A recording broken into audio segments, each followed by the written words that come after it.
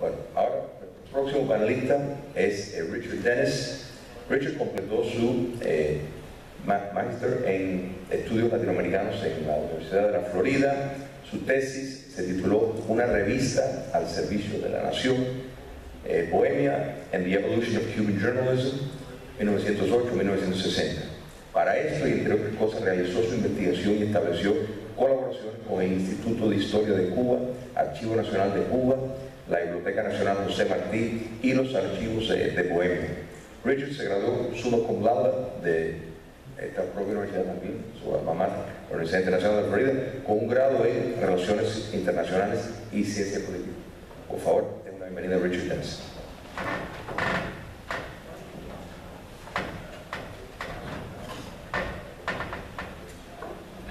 Hola, buenas tardes, gracias. Mi presentación va a ser bilingüe, no va a ser un poquito en español y un poquito en inglés, como Miami. Hoy yo quería hablar de los muertos de Batista, mito y realidad.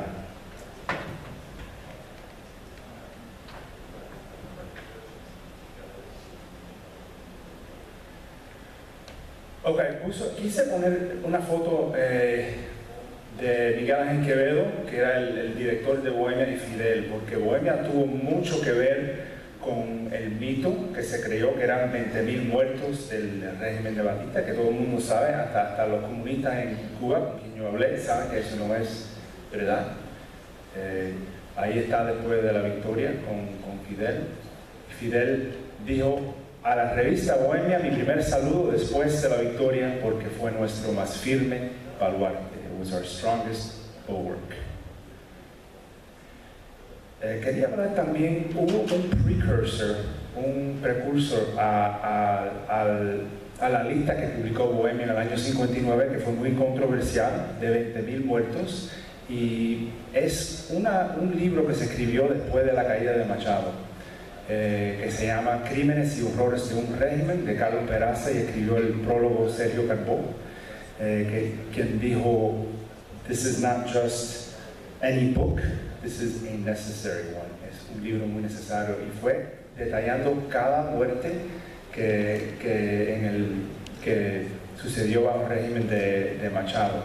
Fue la primera vez que se usó la palabra desaparecidos. La palabra después se usó mucho con las otras dictaduras, Argentina, de Chile, pero ahí fue la primera vez que cuando el régimen de Machado, pues se empezó a usar esa palabra.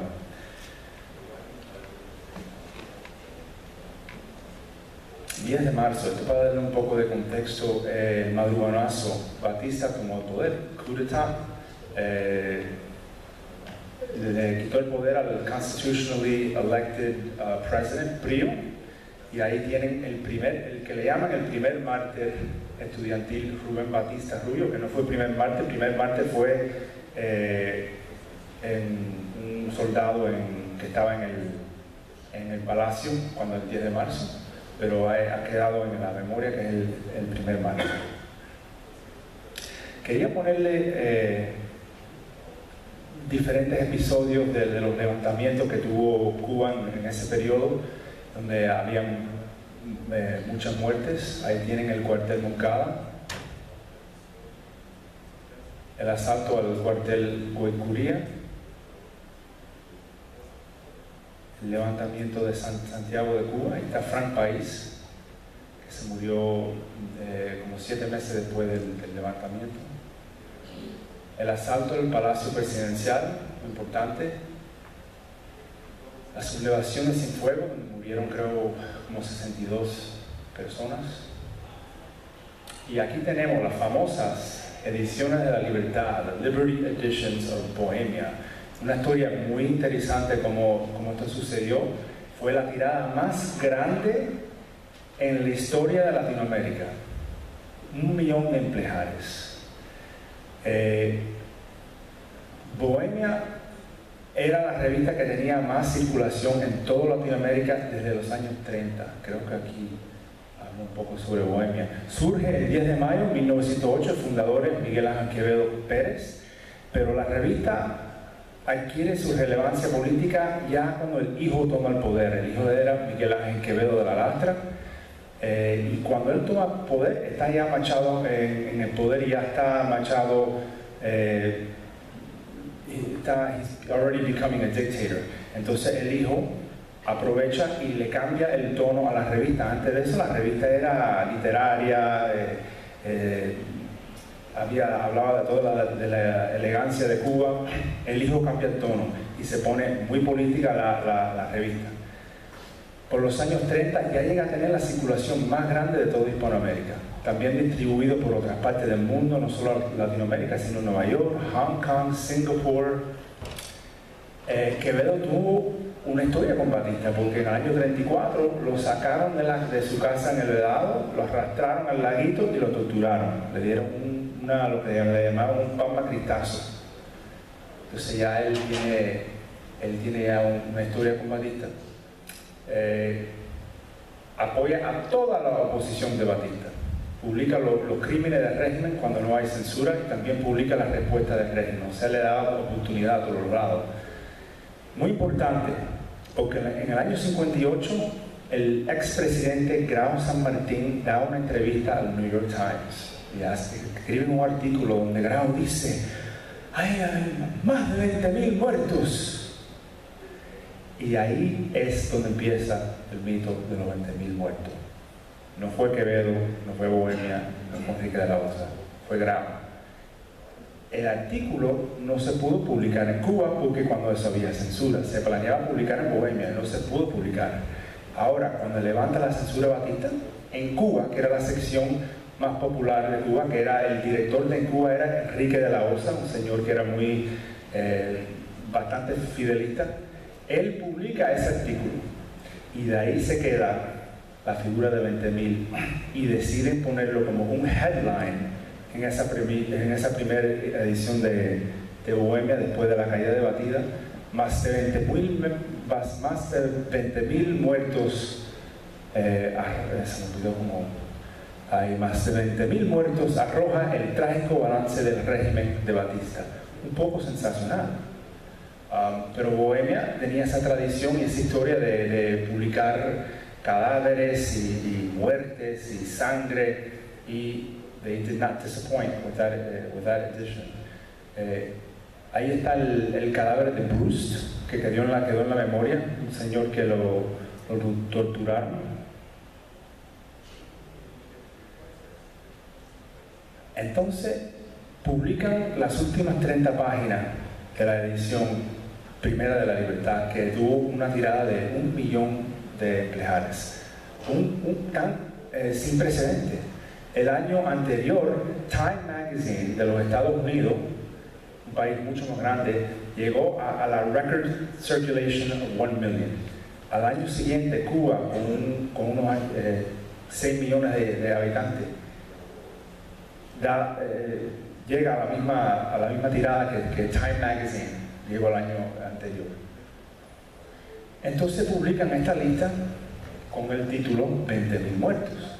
Si uno se pone a contar, no llega a 20.000, incluso no llega ni a 1.000. Se planeaba publicar, y esto es otra anécdota, que se planeaba publicar más muertos, pero Fidel no quiso, porque en esa lista aparentemente había mucho más rebeldes del llano que habían de la sierra. Y eso es de Carlos Frankie, en una entrevista con Lilian Guerra en el 2008, que se planeaba publicar más. ¿Cuántos más? No se decía, pero dijo que ese era el plan. Bohemia sí publicó en las 3 ediciones, publicó la mayoría en la primera edición, y la segunda y la tercera publicaron unos cuantos, pero ahí quedó. Nunca ha habido un total de muertos, there's never been a full accounting for the amount of deaths under the Batista period, 1952 1958. Solo tenemos este total. Aquí está lo del Carlos Frankie. Y el señor Armando Lago, que era el cofundador de Cuba Archive, sí hizo una lista, la lista que tenemos ahora, donde él contó 2.401, todavía ni llega a, quizá al 10% de los 20.000. Y lo que es muy interesante es que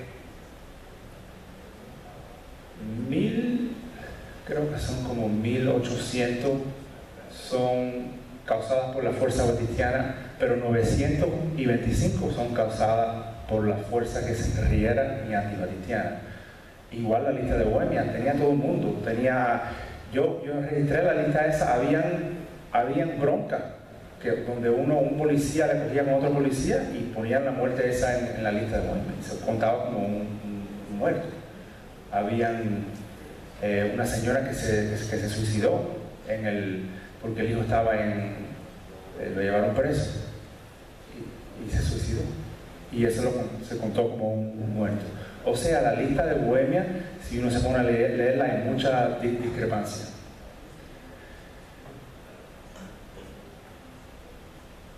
Entonces, analizando, I guess I did it all in Spanish, todo lo he hecho en español.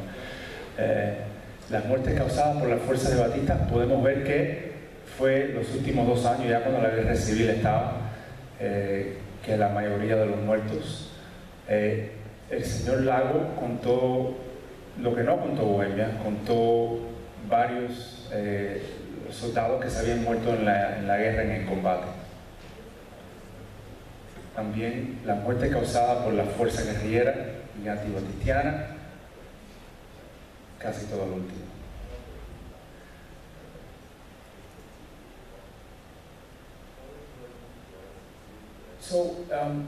Nosotros seguimos mirando la lista, queremos, we want to find out exactly how many deaths there were. Es una investigación que está ongoing. Hemos notado que varias personas en la lista, los nombres se parecen, están muy similares, y a veces las personas están 2 veces, a veces muchos de ellos son desconocidos, o sea, no tenemos nombre, no sabemos ni cómo se murieron, no sabemos si lo mataron, no se sabe. O sea, hay muchas cosas que analizar en esa lista. Nosotros estamos ahora tratando de hacer ese trabajo, y quería terminar hablando otra vez de Bohemia. Bohemia fue una revista muy influencial. El director Quevedo lo llamaban el hombre más poderoso de Cuba, el segundo hombre más poderoso. Nunca quiso ni quisiera postularse para nada, porque él decía, ya yo tengo todo el poder, no me hace falta. La habilidad, the ability of Bohemia to frame the narrative of the revolution fue increíble.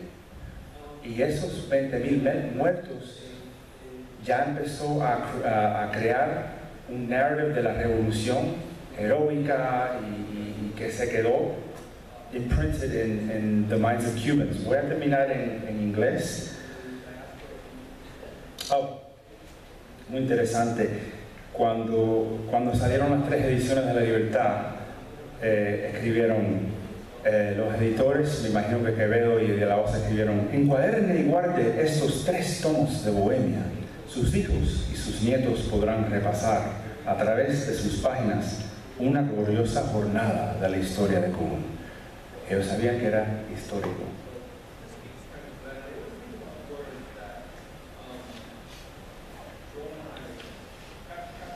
The veracity of the 20,000 dead notwithstanding, the images in Bohemia's chronology of the dead become iconic precisely because they were so persuasive. Lilian Guerra acknowledges the importance of this type of imagery in defining the grand narrative of the revolution that would prove crucial to its consolidation.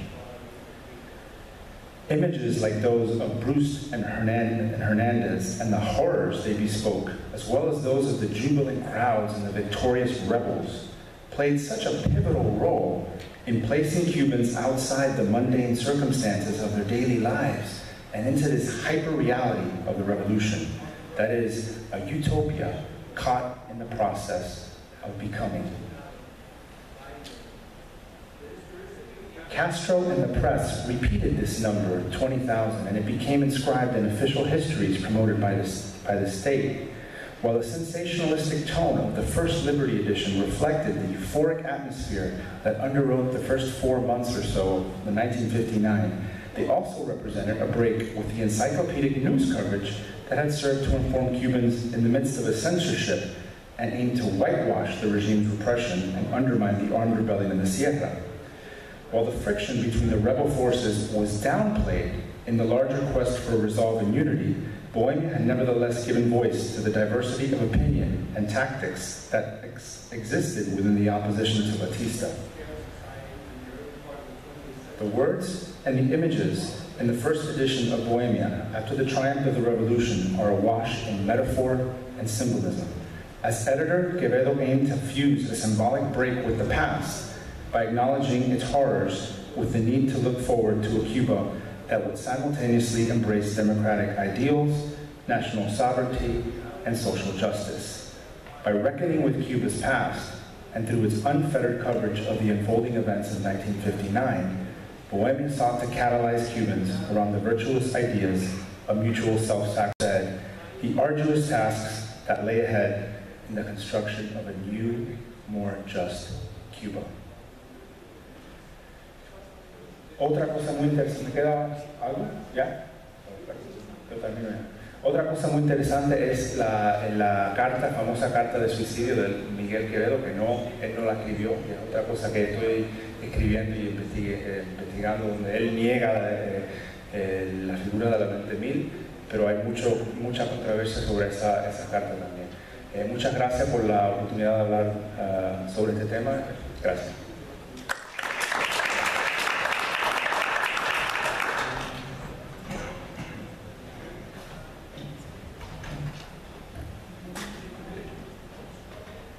Muchas gracias, Richard. Y me alegro que tú tocaste ese tema porque realmente, y esto no es un fenómeno solo en el caso cubano, o sea, la historiografía, por propósitos psicológicos, políticos, pues tiende a favorecer en Argentina. Panadero después desmintió el 30.000 muertos argentinos, o sea, que estas cosas, en el caso cubano, pues también es muy importante ese tipo de investigación.